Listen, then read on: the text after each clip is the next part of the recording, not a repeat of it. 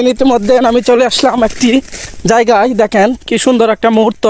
তো এই দেখেন কি সুন্দর একটা মুহূর্ত। আসলে এই জায়গাটা দেখেন চতুর্পাশ দেখি খোলামেলা পরিবেশ।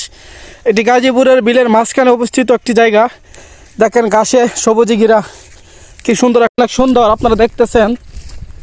দেখেন কি সুন্দর। আসলে এটি একটা পর্যটকের মতো জায়গা। দেখেন ঘোরার মতো জায়গা।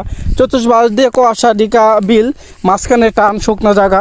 তো এই জায়গাটা খুবই উপকারিত এবং খুবই সুন্দরময়। দেখেন আপনাদেরকে আসলে এই জায়গাটি খুবই সুন্দর, একটা খুবই বৈচিত্র্যময়।